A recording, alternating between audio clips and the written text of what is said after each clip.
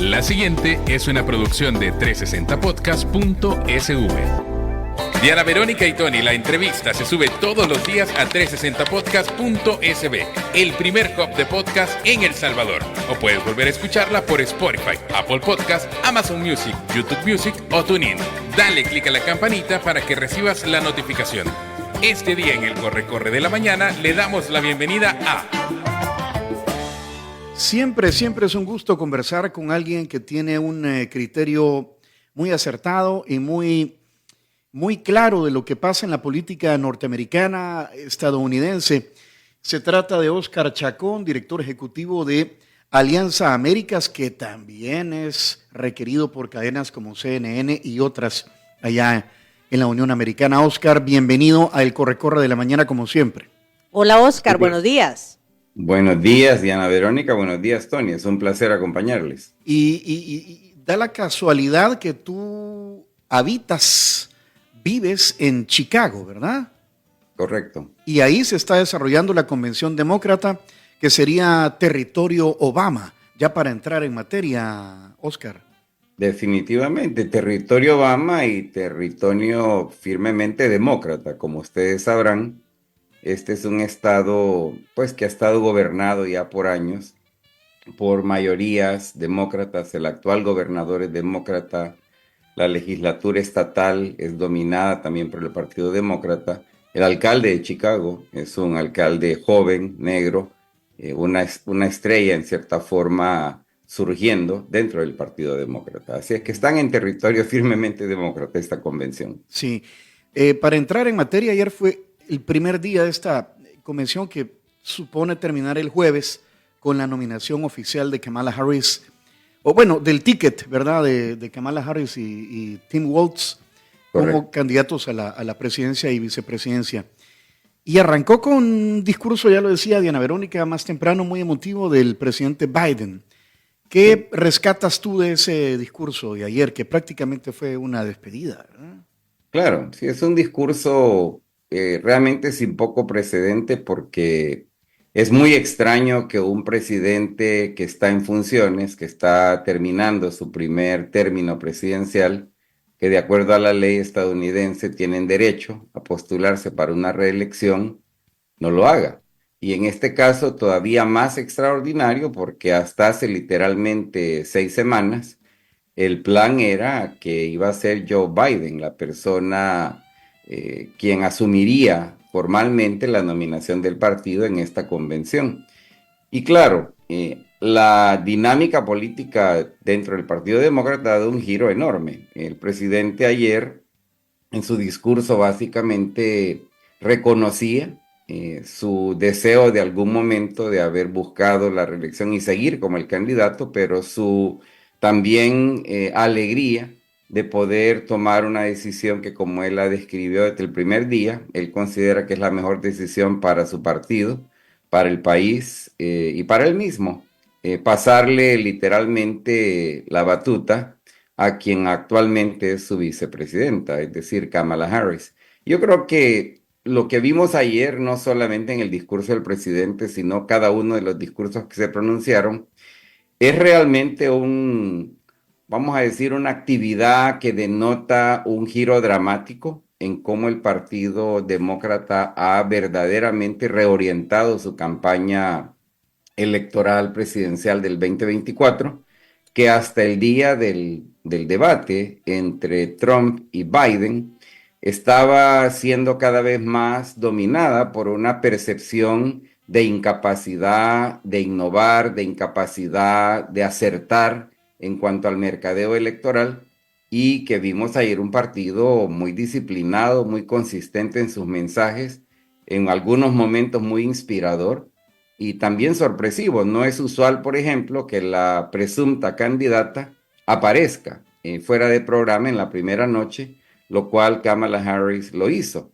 Entonces creo de que, repito, con esta convención y con el discurso de Biden, el partido replantea su futuro inmediato en lo que resta de esta campaña, 77 días más o menos. Y yo reafirmo algo que les comentaba a ustedes la última vez que hablamos, y es de que creo que con este desempeño que ha tenido el partido en las últimas semanas y ahora en la convención, realmente es un partido que tiene todas las posibilidades de asegurar una victoria en noviembre. O sea, se vio ahora un partido mucho más compacto en su mensaje, Oscar, es lo que, mientras antes de que Biden renunciara o dejara la candidatura a la presidencia, habían como luces allí, unos a favor, otros en contra, dudando de la capacidad, vaya, debido a su edad. Ahora ves un partido totalmente diferente en el sentido que está más compacto, ha traído nuevos bríos el hecho de que Kamala Harris sea la candidata. Así es. En pocas palabras, tu lectura es correcta, ¿verdad? Lo que sucedía, y yo nuevamente lo planteaba en nuestra última conversación, el Partido Demócrata tiene una maquinaria política, tiene una estructura nacional muy poderosa, una estructura nacional que ha venido asestando victorias de manera consistente en los últimos 6 juegos electorales que ha tenido esta sociedad. El factor disonante, el factor que creaba problema, era la falta de inspiración y confianza con la figura a la cabeza de este esfuerzo de reelección, es decir, Joe Biden. Al él decidir salirse, renunciar a la búsqueda de su reelección, esto le inyecta al Partido Demócrata justamente un vigor y una consistencia que no era tan obvia antes de ese momento en el cual él anuncia su salida de la carrera electoral.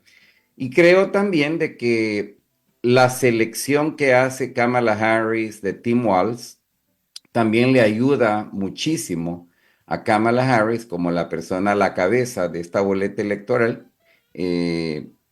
No voy a decir neutralizando, pero por lo menos generando confianza de oídos más atentos a voces disidentes dentro del partido, como por ejemplo el sector del Partido Demócrata que ha sido muy crítico de la política de cheque en blanco para Israel, la política de apoyo prácticamente incondicional, que repito, anoche mismo vimos en varios discursos ya una línea que por lo menos pareciera estar abierta a reconsiderar, no el apoyo a Israel, porque yo creo que esa es una relación que es muy de larga trayectoria, pero más bien cómo condicionar, ¿verdad?, la política de Estados Unidos hacia Israel de una mejor manera.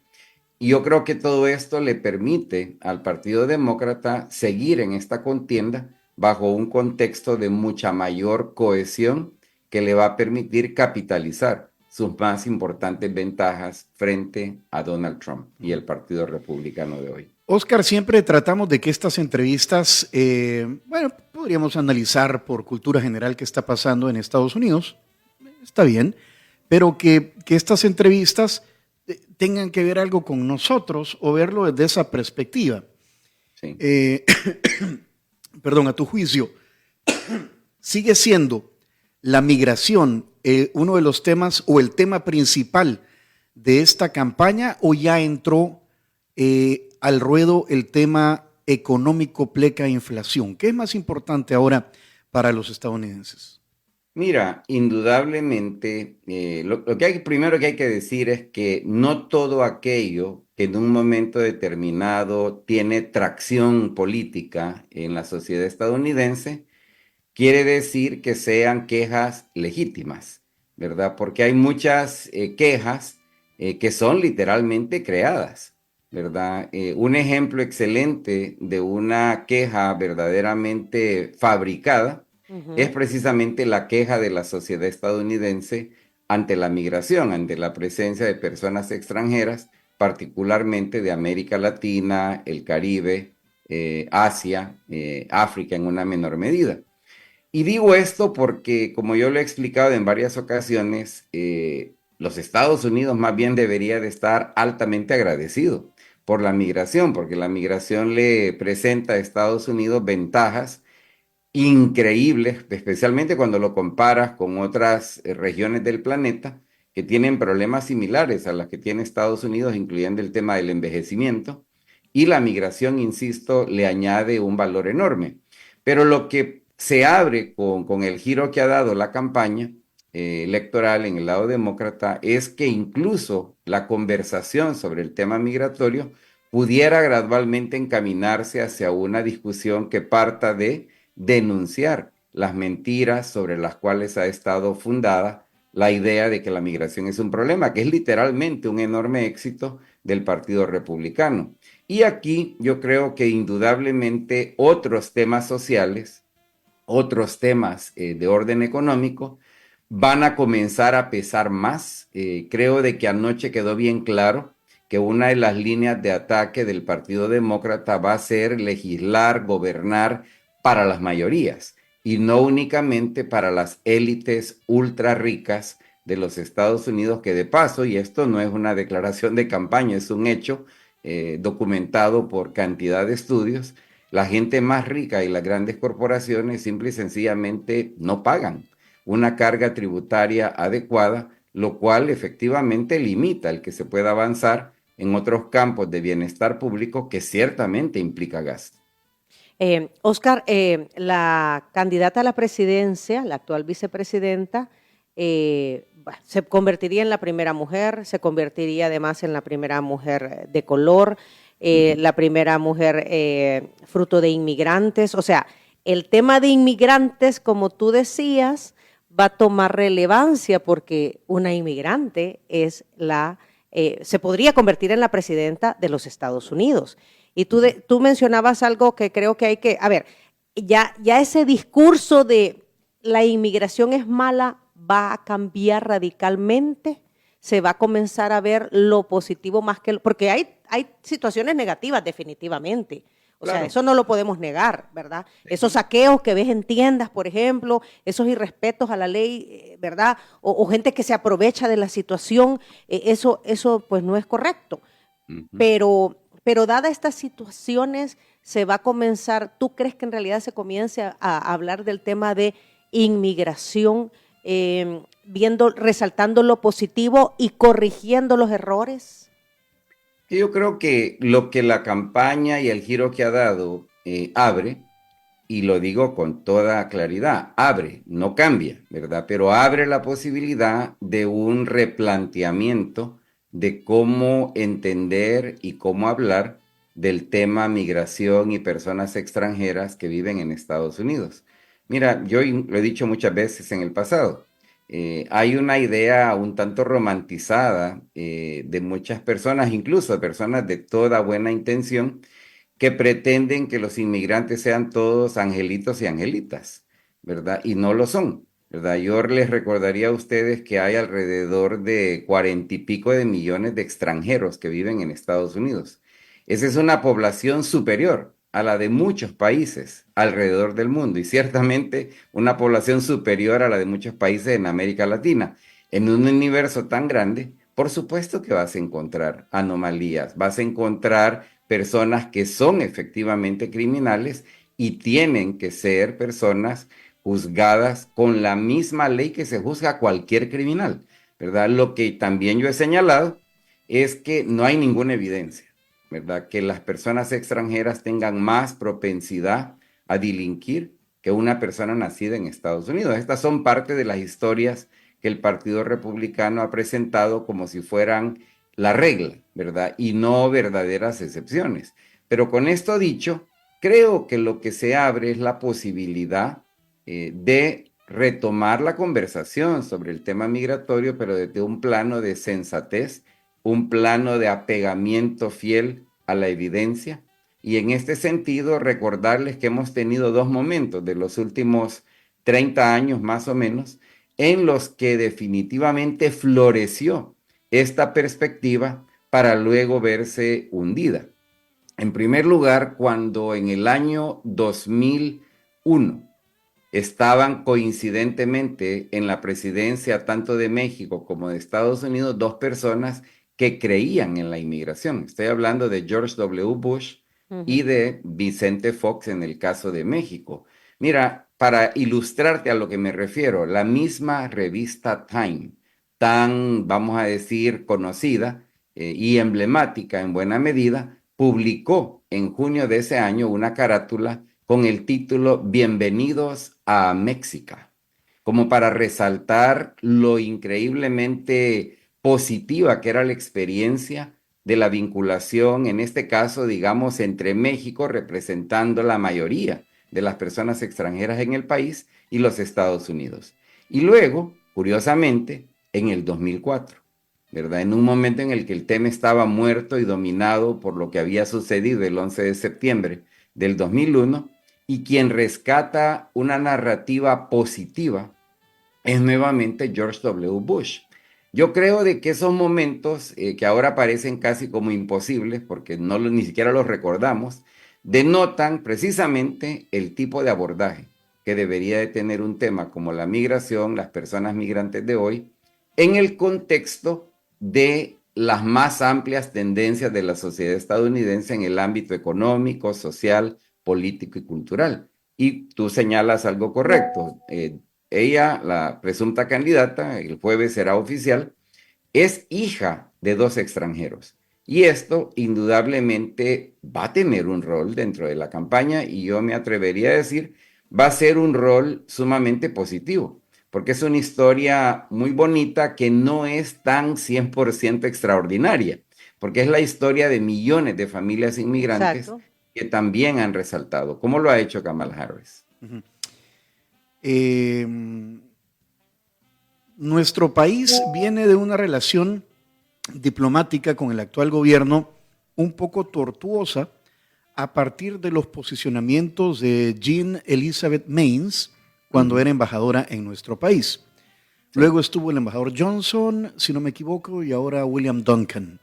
Correcto. Te voy a hacer una pregunta, porque ahora las relaciones pues son distintas, veo que son menos ríspidas, fluyen más, ¿verdad?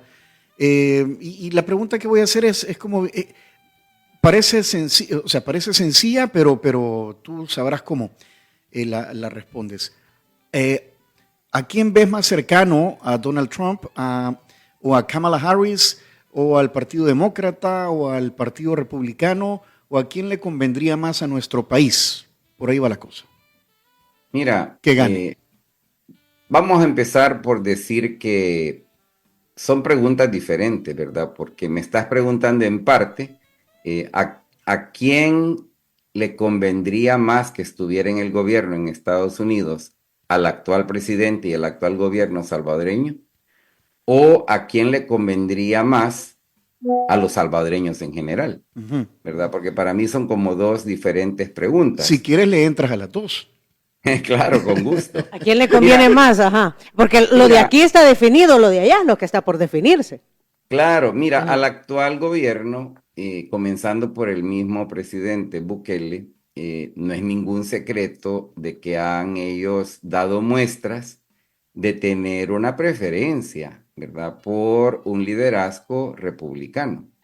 Si ustedes ven la lista de las personas que asistieron a la toma de posesión de Bukele en junio pasado, ahí uno recoge pistas, ¿verdad?, de por dónde andan las preferencias. Ahora, yo honestamente creo que... Te interrumpo solo para decirte que vino una delegación oficial y una casi que del Partido Republicano. Vino el hijo de Donald Trump. Así es. Sí, por eso estoy siendo pues muy general y diplomático, pero es obvio, ¿verdad?, de por dónde andan los gustos personales del actual presidente y el actual liderazgo, quien pues administra el Estado salvadoreño hoy por hoy. Yo creo de que esa apuesta pudiera demostrarse equivocada, ¿verdad? Si todo lo que estamos viendo fortalecerse en este momento termina siendo consumado. Es decir, la tendencia desde el comienzo de esta campaña ha sido una tendencia favorable para el Partido Demócrata. Y con el giro reciente del Partido Demócrata, esa tendencia se fortalece. Va a ser una verdadera sorpresa si Donald Trump logra, ¿verdad?, conseguir una victoria electoral el próximo noviembre. Su misma actuación pareciera aislarlo más en vez de insertarlo más en la mente de los votantes estadounidenses con sus actuaciones. Entonces, En este sentido, repito, la apuesta no oficial, pero la apuesta extraoficial del actual gobierno salvadoreño, del actual liderazgo político salvadoreño, repito, pudiera terminar siendo una apuesta equivocada. Y cuando digo equivocada me refiero únicamente al hecho que un gobierno, vamos a suponer que de aquí a enero estamos viendo la inauguración como presidenta de Kamala Harris, pues por supuesto que van a tener todas las notas diplomáticas de lo que ha pasado con relación con un país como El Salvador, y ahí es donde, repito, estas apuestas, en mi opinión, son jugadas de manera equivocada porque, francamente, yo creo que un gobierno debe de ser capaz de congraciarse con quien sea que esté en el gobierno en los Estados Unidos de América y no tomar preferencias porque pueden resultar negativas para su gestión presidencial. Ahora, para la mayoría de los salvadoreños, muchos de los cuales hay que recordar vivimos también en Estados Unidos, no hay ninguna duda de que la mejor apuesta para nuestro bienestar en Estados Unidos sería una administración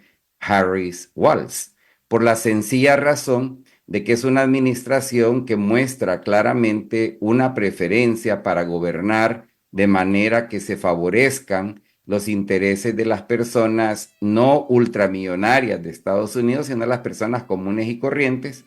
Mira, muchos de los programas que se han resaltado en las últimas semanas, el tema, por ejemplo, de la ausencia pagada por razones de maternidad o paternidad, la importancia de abaratar el costo del cuidado médico, estas son preocupaciones de la gente común y corriente, no de la gente más rica de cualquier lugar del mundo.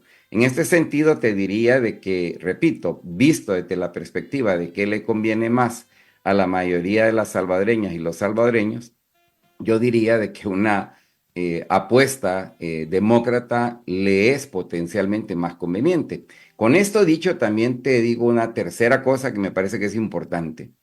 Cuando de política exterior se trata, las diferencias entre el Partido Demócrata y el Partido Republicano tienden a ser diferencias relativamente menores. O sea, no son diferencias tajantes, ¿verdad? Y en este sentido, yo creo que hay un problema grave que tenemos en un país como El Salvador, pero no es exclusivo de El Salvador, es un problema que afecta a la mayoría de países en América Latina y que francamente hoy por hoy afecta a la sociedad estadounidense. Y es la incapacidad de dar, o más bien dicho, de adoptar e implementar políticas económicas y sociales que verdaderamente le den el mayor marco de posibilidad de bienestar a la mayoría de personas. Este es un problema que francamente yo esperaría que un gobierno demócrata al menos comience a reconocer, al menos comience a poner algunas bases para poder abordar, porque yo creo también que mientras países como El Salvador sigan siendo países incapaces de darle verdaderas, genuinas, sostenibles condiciones de bienestar a la mayoría de sus ciudadanos, la gente va a seguir viendo a la migración como una opción preferible. Y yo creo que ese es exactamente el problema fundamental que tenemos hoy en El Salvador. Qué bueno que ya no hay violencia pandilleril, pero eso no quiere decir que todo el mundo tiene un empleo digno, bien remunerado, que le dé felicidad y convicción de seguir en El Salvador antes de pensar en irse para otro lado. Exacto, el famoso tema de la pobreza. Y entonces aquí viene el tema de la famosa reforma migratoria integral, Oscar, que por años se viene hablando de ella, por años se viene proponiendo, ha sido presentada, pero los famosos acuerdos políticos no se dan para en realidad darle una estabilidad a los migrantes irregulares. Mira, les recuerdo que esta semana se inicia la implementación de algo que en inglés se llama Parole in Place, ¿verdad? O permisos de estadía temporal, pudiera ser una traducción de este programa. Es una medida administrativa, ¿verdad? Es una medida a través de la cual se reinterpreta la manera de aplicar la ley y se le permite a personas cónyuges de ciudadanos de Estados Unidos con peticiones de visa familiar pendientes para que puedan terminar el proceso de obtención de sus visas en Estados Unidos. Ujú. Esto es un ejemplo de algo que organizaciones como la que yo he dirigido los últimos 17 años hemos venido abogando, ¿verdad? La importancia de no poner todos los huevos en una canasta. Es decir, la idea de una reforma migratoria integral, aunque suena bonito, ha demostrado ser un sueño inalcanzable por más de 20 años ya. Entonces nosotros hemos favorecido la importancia de adoptar cambios en la ley que no van a ser cambios totales, sino cambios parciales, graduales, de alcance limitado, combinado con más medidas de reinterpretación de la ley que por la vía administrativa le permitan a más personas ganar un reconocimiento jurídico en Estados Unidos, la misma designación de la condición conocida como TPS es otro ejemplo, ¿verdad?, de medidas administrativas que pudiera tomar el gobierno estadounidense mientras se logra trabajar más a fondo y de manera más contundente el problema de la narrativa dominante. La razón por la cual no han habido cambios en el Congreso es porque ha habido una narrativa dominante que es exactamente la que ya mencionamos hace un rato, una narrativa que plantea que la migración es algo malo y que las personas migrantes son verdaderamente un cáncer para el país. ¿Quién va a querer reformar leyes para mejorar las condiciones de esa población si la narrativa dominante es tan tóxica? Entonces yo creo que eso es algo importantísimo trabajarlo y nuevamente yo veo mucha más posibilidad de cambiar las cosas con una administración demócrata de lo que sería con una administración republicana los próximos 4 años. Si el sueño de una reforma integral migratoria es eso, un sueño inalcanzable, y como lo acabas de decir, prefieren ustedes abogar por medidas tal vez más limitadas, pero que van abriendo puertas, ¿qué esperarías escuchar de la candidata demócrata el jueves en lo que va a ser el discurso más importante de su vida? Mira, yo diría que, en pocas palabras, yo no espero mucho. Mira, hay un dicho popular muy sabio, bendito aquel que no espera nada, porque nunca estará decepcionado. Hay otro dicho que dice, es mejor sorprenderse que decepcionarse. Exactamente. Entonces, en este sentido, yo no espero mucho. Mira, yo estoy súper claro, ¿verdad?, de que en este momento no vamos a ver todos los cambios anunciarse, ¿verdad? No vamos a ver todas aquellas aspiraciones que tenemos llegando al discurso de Kamala Harris que va a pronunciar ella el jueves. Yo esperaría, ¿verdad?, que por lo menos hayan luces sobre una ruta por delante centrada en la sensatez y la evidencia. Para mí, con eso ya ganamos, ¿verdad? Porque lo que yo veo es que hay ciertos factores que han condicionado la manera como se ha venido desempeñando las campañas electorales hasta este momento que difícilmente van a cambiar entre ahora y noviembre. Lo que yo les acabo de estar señalando, la importancia de hacer un giro dramático en la narrativa dominante sobre el tema migración y personas migrantes, eso no va a pasar entre ahora y noviembre, ¿verdad? Eso probablemente va a tomar más tiempo. Entonces, pero lo que yo sí tengo muy claro es de que hay mucho menos obstáculo en el panorama si hay una administración demócrata los próximos 4 años de que si hay una administración republicana. O sea, cuando el punto de entrada al debate de Donald Trump es vamos a deportar 1 millón de personas inmediatamente, o sea, te repito, no es un buen punto de inicio que le dé esperanza a personas inmigrantes que actualmente no tienen papeles en Estados Unidos. Entonces, yo creo que lo que vamos a escuchar el jueves es un discurso que posiblemente incluso retome algunos elementos de lo que ha sido el discurso mayormente equivocado sobre el tema migratorio. Y te voy a poner un ejemplo bien concreto. Es muy probable que Kamala Harris va a decir algo a efecto de que vamos a seguir fortaleciendo el control fronterizo para minimizar los ingresos irregulares a nuestra frontera. Muy probablemente lo va a decir. Sí. Sí, pero No eso es bien neutral. Ujú. No porque sea correcto, porque honestamente les digo, o sea, ella es una mujer muy inteligente, es una mujer preparada.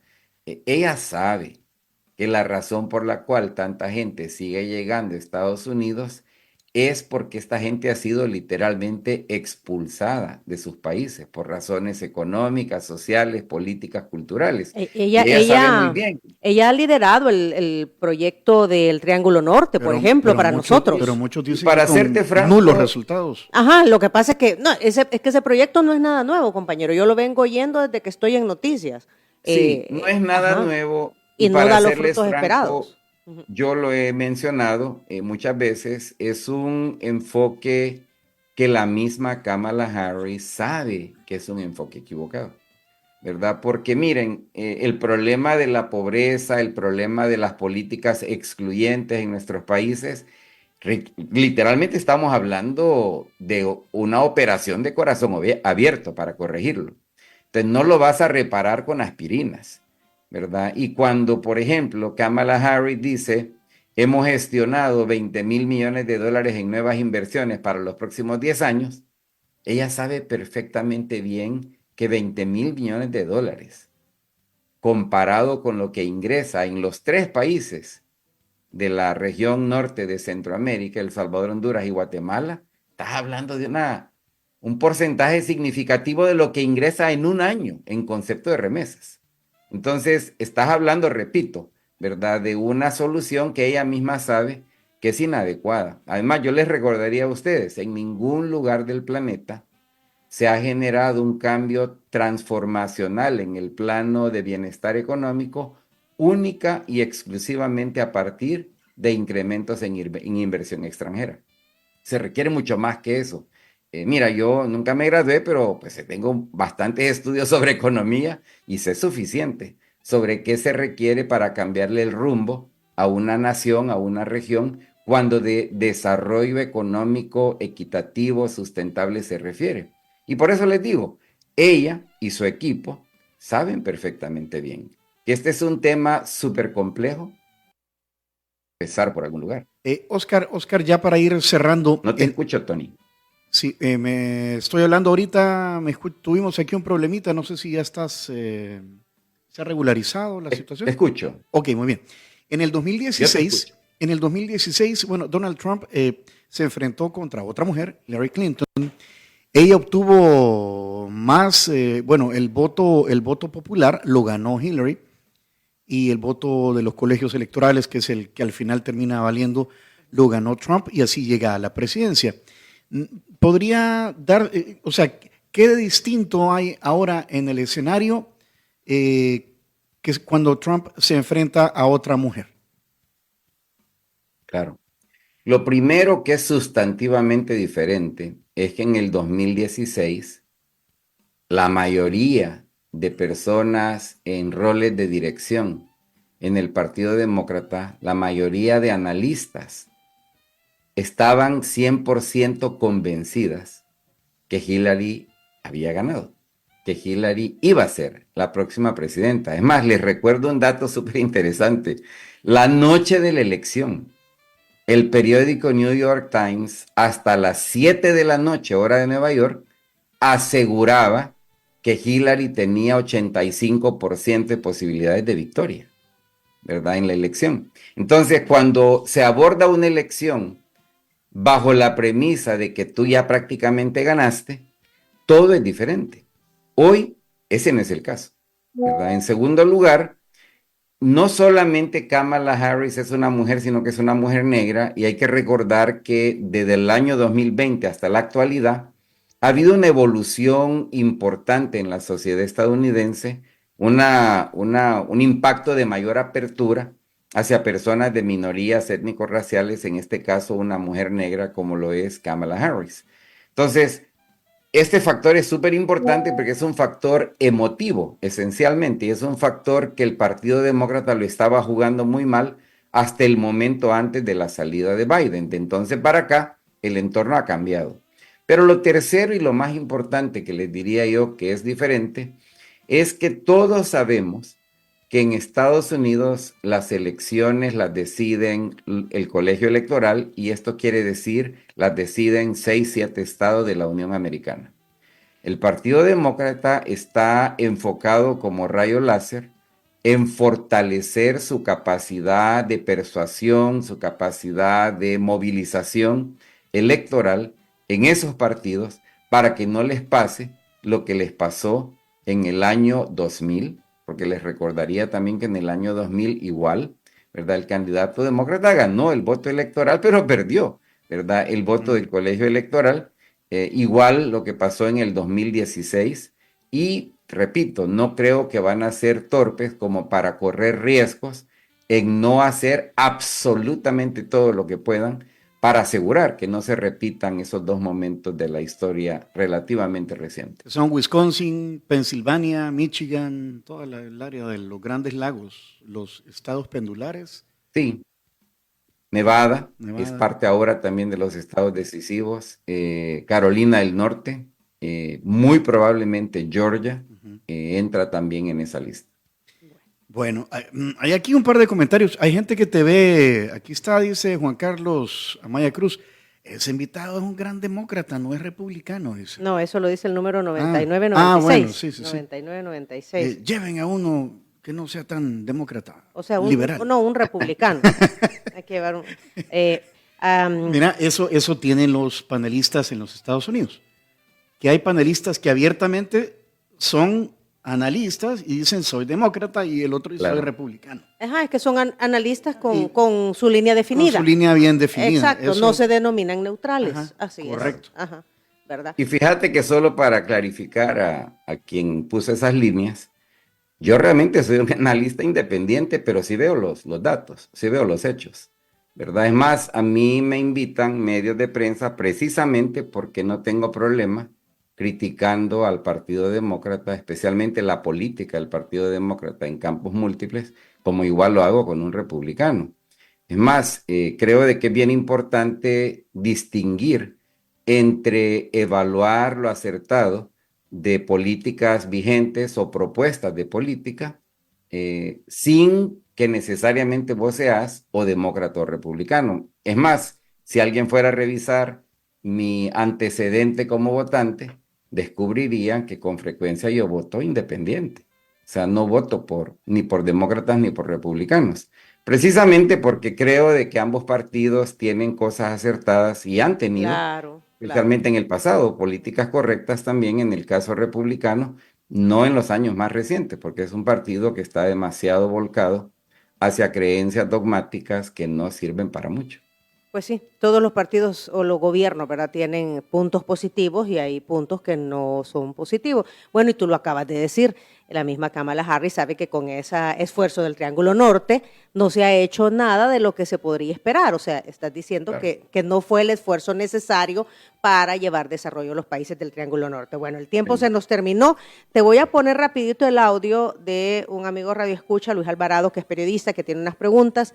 Y brevemente nos contestas también, por favor, Oscar. Escuchamos a continuación. Buenos días. Saludos cordiales para todos y todas. Tengo dos preguntas para don Oscar. Mucho saludo, mucha admiración, mucho respeto.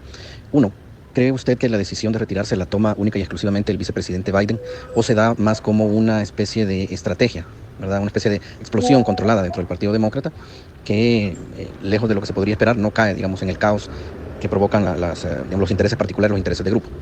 Y dos, ¿cree usted que a Donald Trump le afectó negativamente los comentarios que hizo sobre El Salvador y sobre el presidente Nayib Bukele?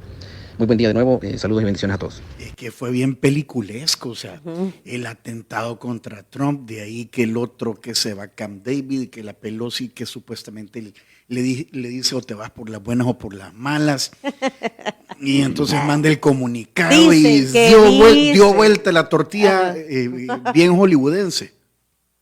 Mira, para responder directamente, yo creo que el presidente Biden tenía todo el interés de ser el candidato. Esto es algo que personas como yo lo habíamos advertido desde hace más de 2 años, que era un error, que Biden estaba ya demasiado avanzado de edad y que deberían de abrir la puerta para nuevas voces. Creo de que la conclusión definitiva se toma posterior al debate del 27 de junio. Y eso no fue tan fácil, ¿verdad? Fue rápido, pero no fue fácil porque, insisto, muchos demócratas en roles de liderazgo rehusaban hacerle el llamado a Biden precisamente a renunciar. En ese sentido, yo creo que ha sido una combinación afortunada de eventos que le da al Partido Demócrata una condición de nuevamente ser el partido con las más grandes posibilidades de asestar una victoria el próximo noviembre. Y lo segundo, yo honestamente creo de que los comentarios sobre El Salvador únicamente caen dentro de la lógica de seguir demonizando a las personas extranjeras. No creo que nos daña necesariamente de forma directa. Yo creo de que la mayoría de la gente que ha tenido oportunidad de conocer a personas, hombres, mujeres, salvadoreños, saben de que nosotros no somos pandilleros, o sea, de que las pandillas son una aberración, son una excepción, pero de ninguna manera definen quién es una persona salvadoreña. Yo me atrevería a afirmar que la mayoría de estadounidenses que nos han conocido más bien piensan con admiración de las personas salvadoreñas que vivimos en Estados Unidos. Ok, gracias, Oscar. Hey, Oscar, siempre es un gusto saludarte y conversar contigo. Es un placer, les deseo un buen día. Igual, un gran abrazo, Saludos Oscar. hasta Chicago. Y aquí Pronto. te tenemos guardado tu Cherito Café, ¿oíste? La Muy bien. vez pasada, Trataré de pasar la próxima vez. la vez pasada me lo encontré aquí, Sí, conocí a su mamá y aquí en Galerías. Y le dije a Tony, ay, ahí estaba el Cherito Café de Oscar, pero andabas ahí también, ¿verdad? En tus Guárdenmelo, vueltas. que ahí llego al ratito por el cafecito. Aquí te estamos esperando. Un abrazo, Oscar. Gracias. Cuídense mucho, un abrazo. Hasta luego. Y si quieren volver a escuchar esa entrevista, pongan atención antes a lo siguiente, Diana Verónica. Así es, antes pongan atención a Cherito Café. Gran frenón que pegué ahorita. Cherito Café, ¿por qué? Porque es el café que tomamos aquí en Diana Verónica y Tony y nos enorgullece que muchos nos dicen, yo quiero Cherito Café. ¿Cómo lo encuentran? Es fácil, váyase a Bolingo Plaza en el Boulevard del Hipódromo, ahí está Cherito Café. También en las tiendas Tengo o contáctelos en las redes sociales, en Instagram y en X, @cheritocafé.sb. Ya vino San Martín, aquí don Tony está de cachete con cachete. Mira, en San Martín podés seguir disfrutando todo lo que tiene en el mes de agosto. Pay de manzana, pay de higo, de limón o pay de queso, disponibles en todas las sucursales de San Martín. Puede también pedir el servicio a domicilio de San Martín al 2215-1515 o si no, haga como nosotros. Utilice a Línea Rosa. Siempre hay una conductora de confianza para ti en Línea Rosa. Las contactas en el 6200-4491, es fácil, o a través de Línea Rosa App. Hoy sí. Atención a lo siguiente. Si quieres volver a escuchar esta entrevista, ingresa a 360podcast.sb, el primer hub de podcasteros salvadoreños. Sigue a Diana Verónica y Tony la entrevista en Spotify, Apple Podcasts, Amazon Music, YouTube Music o TuneIn. Esta fue una producción de 360podcast.sv.